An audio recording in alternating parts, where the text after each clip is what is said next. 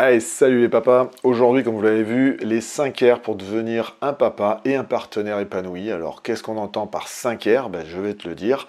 Les 5 R, ils vont te permettre de changer tout et surtout, ils vont te permettre de rassurer et de devenir un partenaire épanoui et surtout d'améliorer ta vie de couple si tu arrives un peu à entretenir ces 5 R, à voir si tu vas dans la bonne direction ou pas, grâce à ces 5 R, parce que c'est, on va dire, la base d'une vie de couple, on va dire, d'une vie de couple épanouie. Et si tu restes jusqu'au bout avec moi, je te donnerai les 3 A qui font un peu les fondations du couple. Donc, les 5 R, on commence par le premier, c'est une personne qui te rassure. C'est le fait qui te rassure, que ce soit dans ton rôle au sein du couple ou en te donnant de la reconnaissance, d'accord. C'est quelqu'un qui te montre que tu es là, fiable, prêt à te soutenir jour après jour. Ok, par exemple, tu peux faire un exemple pratique, par exemple, tu peux rappeler ton engagement. Je suis là pour toi. Ton écoute, l'écoute aussi est une manière de montrer que tu es là. Tu respectes ses routines qui sont rassurantes pour cette personne-là, hein, les rituels du matin, le petit bonjour, les petites attentions. Voilà, ça c'est s'insérer dans ses routines, voire la laisser faire ses routines qui la rassurent, est une manière aussi de rassurer son partenaire et de vivre une vie de couple sereine. Pourquoi ça fonctionne? Parce que la constance dans la parole et l'action réduit le stress et apaise ton partenaire. Fait de faire ces petites attentions, comme je dis, de tous les jours et de montrer que tu es là, ça rassure ton partenaire et ça le fait avancer dans la vie de couple de manière en sécurité en fait, hein, en vivant avec toi. Le deuxième R, c'est respect. Le fait de respecter. Mais ça, comme tu m'entends sur cette chaîne, c'est une des valeurs assez centrales pour tout. Respecter son partenaire, c'est-à-dire l'écouter sans l'interrompre, éviter les jugements, accepter ses différences, accepter va dire sa manière de voir le monde qui est différente de toi, d'accord? Parce que chaque personne est unique, mine de rien, a été éduquée d'une manière différente, a eu une éducation différente. Donc, le but, c'est d'accepter les différences de ton partenaire et d'éviter les jugements et justement, ça n'empêche pas de communiquer et de ne pas être d'accord des fois, mais c'est le respect de la vision de ton partenaire. Une petite astuce, c'est la règle des 3 secondes de silence avant de répondre. Si par exemple tu es en désaccord, ça arrive souvent là, quand tu es en désaccord, souvent de futilité, même tu le verras après, enfin souvent tu le verras a posteriori, avant de répondre du tac au tac qui est sur ton émotionnel, d'accord, la colère, la frustration, c'est dur, hein, tu peux par exemple attendre 3 secondes avant de répondre, ce qui te permet de prendre le temps de réfléchir dans la vision ou ce qui est en train de te dire ton partenaire. Il y a des études qui montrent que les couples qui durent le plus longtemps pratiquent le respect mutuel et rééquilibrent par exemple les tâches. L'écoute active, comme je marquais, laisse 3 secondes de silence avant de répondre, et un compliment par jour. Alors il y en a certains qui font même ce qu'ils appellent la banque à respect, un sentiment par jour. Voilà. Un compliment, pardon, par jour.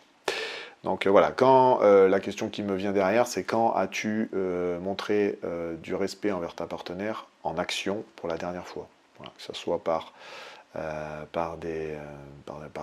une écoute, par un compliment, etc., etc. Dis-le moi en commentaire, je me ferai un plaisir de lire tout ça.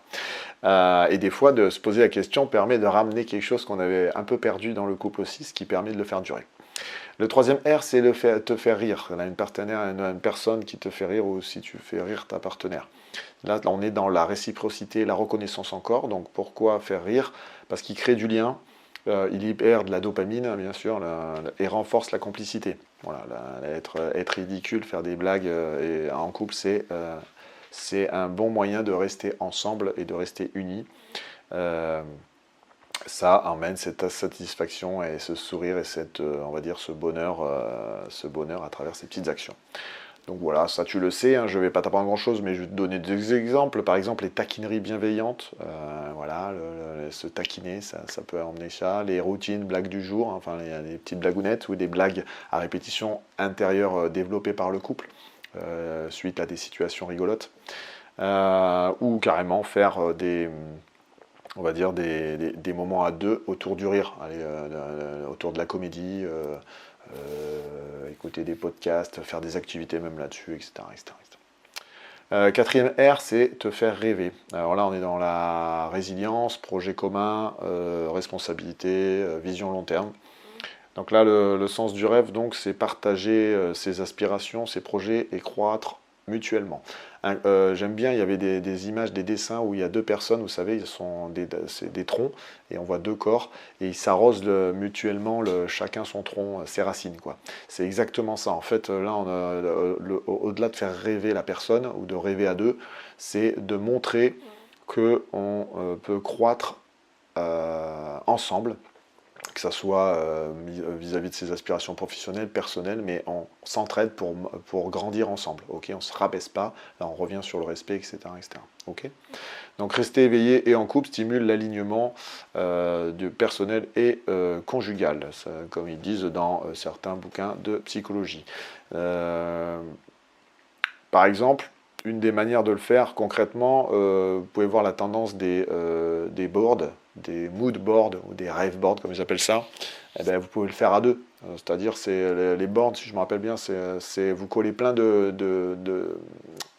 d'images et de textes sur un board où dessus vous marquez vos rêves communs, vos désirs, vos voyages. Enfin, ça vous permet d'avoir un board visuel de tout ce que vous imaginez ensemble, que vous pouvez même afficher chez vous pour les désirs communs, les projets de vie, les voyages, etc. etc.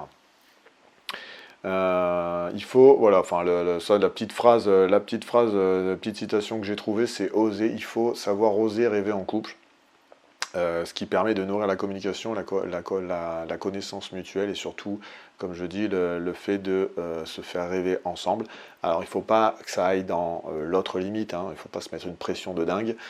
C'était mon cas, par exemple. Il y a des gens avec une grande empathie, par exemple, peuvent aller dans le travers de faire rêver le couple, mais en mettant beaucoup d'énergie de leur côté et en s'oubliant. Voilà, il ne faut pas s'oublier, hein, faut savoir rêver à deux, mais ne pas s'oublier. J'avais lu un truc comme quoi il faut savoir être seul dans un couple, parce que la personne qui a décidé de vivre avec vous, mais qui sait vivre seule, voilà, c'est ça.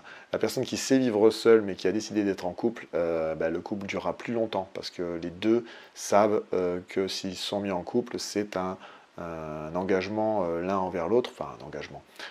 Disons qu'ils l'ont choisi, c'est volontaire. Voilà, c'est un acte volontaire et c'est pas décidé sur une émotion ou quelque chose comme ça. Ça rend un peu plus rationnel la chose parce que ce sont des gens qui arrivent, qui sont autonomes et qui arrivent très bien à vivre ensemble, seuls, pardon. Le cinquième R, c'est te faire rayonner. Là, on est encore dans la réciprocité et la reconnaissance. Le concept, c'est d'encourager ton ou ta partenaire à briller, à vivre de son potentiel. Donc là, te faire rayonner, c'est-à-dire être un peu ton premier public et ne pas l'enfermer, la respecter, comme je disais, ça revient au respect d'avant, respecter si elle veut s'engager dans la danse ou dans l'artiste, dans quelque chose d'artistique, ben laissez-la faire. Accompagnez-la, guidez-la, ne commencez pas, parce que vous n'aimez pas ça, dire « Putain, mais qu'est-ce que tu vas faire ça tu vas perdre ton temps, et blablabla, et blablabli. » Non, laissez-la découvrir, parce que s'il faut, c'est comme je dis, toute notre vie, on est en apprentissage continu, donc laissez-la essayer et accompagnez-la et soyez son premier public pour ce qui ne vous empêche pas d'être honnête non plus. Hein. Les côtés artistiques, moi j'ai des collègues qui s'étaient mis dans les dessins et tout, quand c'est moche, vous avez le droit de le dire. Mais vous avez une manière de le dire, ok, aussi, qu'on soit d'accord.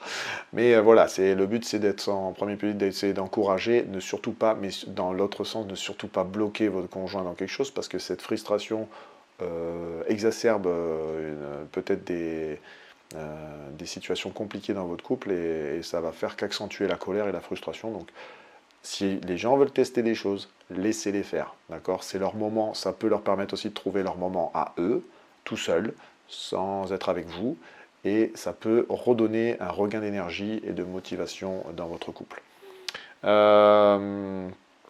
Animation, alors comme idée pour ça, par exemple, pour se faire rayonner, c'est valoriser les réussites, c'est-à-dire féliciter la personne quand elle réussit, Offrir du temps, comme je vous disais plutôt, offrir du temps à votre partenaire, à ses passions, ou à son début de passion, ou à son nouvelle activité. Voilà, et il y a d'autres personnes aussi, moi j'arrive moins à le faire, mais il y a des gens qui le font de manière plus naturelle, et tant mieux pour eux. C'est les petits messages post-it, vous savez, là, ils se laissent des petits messages sur le frigo ou quoi, en disant je suis fier de toi, etc., etc. Ce qu'on essaye, cette gratitude un peu qu'on essaye d'emmener aussi vis-à-vis de nos enfants, et qui est très bénéfique, parce que ces messages positifs, de temps en temps, redonnent le sourire, on revient au rire avant, mais surtout redonnent une motivation et un regain d'énergie, à des moments où des fois on peut être un peu morose, ou etc. On peut ajouter un 6e R, qui est la responsabilité, mais vous l'avez entendu dans pas mal de choses de manière indirecte dans mes R d'avant. Assumer sa part de responsabilité. Mais là, quand je dis le R de responsabilité, c'est assumer sa part de responsabilité et ne pas accuser l'autre. D'accord ? C'est communiquer plutôt que juger. Voilà, là pour le coup, et être responsable dans un couple, c'est voilà, équilibrer les tâches, c'est partager les tâches. Ça, je vous laisserai les voir par la technique du capitaine, c'est-à-dire accepter de prendre des missions dans un couple parce que vous êtes plus avancé que l'autre, laisser l'autre faire les tâches sur lesquelles il est plus avancé de vous, tout en vous entraînant bien évidemment, mais voilà, vous pouvez vous donner des tâches. N'hésitez pas à aller voir ma vidéo sur la technique du capitaine qui est assez rigolote et qui vous permet de le faire. Si vous êtes encore avec moi, je finis cette vidéo par les 3 A qu'on considère un peu comme la fondation, et les 5 R, c'est ce qui vous permet d'avancer et de faire durer votre couple. Et les 3 A sont l'attention, l'affection et l'appréciation et l'admiration. Quelqu'un qui porte une attention à vous, c'est-à-dire qui vous écoute, qui vous pose des questions sincères, qui vous donne ses sentiments de sécurité, qui vous montre de l'affection, mots doux, gestes tendres, etc., etc., et qui vous admire, et c'est le plus dur à voir celui-là, qui vous admire et qui vous apprécie, c'est-à-dire une gratitude au quotidien. Si vous avez ces 3 A, vous avez une belle fondation normalement de couple, dans beaucoup d'études qui ont été remontées. Et les 5 R que je vous ai donnés avant sont des leviers pour le faire vivre dans le temps. Voilà. Donc n'hésite pas à me dire lequel des 5 R tu veux essayer dès demain. Dis-moi si tu trouves que si tu trouves que tu as posé les 3 bons A, et dans lesquels sont les R par exemple sur lesquels il faudrait que tu travailles. Et dis-moi aussi si tu arrives, parce que ça je pense que c'est le plus dur, à rêver ensemble, à rêver aussi en couple, et à rêver ensemble surtout. Donc voilà, n'hésite pas à t'abonner à ma chaîne, à t'abonner à ma newsletter, n'hésite pas à commenter tout ce que je fais, à mettre des likes, parce que ça me permet moi de me motiver et de m'axer des fois mes prochains sujets de vidéo, pourquoi pas. Je suis preneur de toutes vos questions, bien évidemment, je me ferai un plaisir d'y répondre.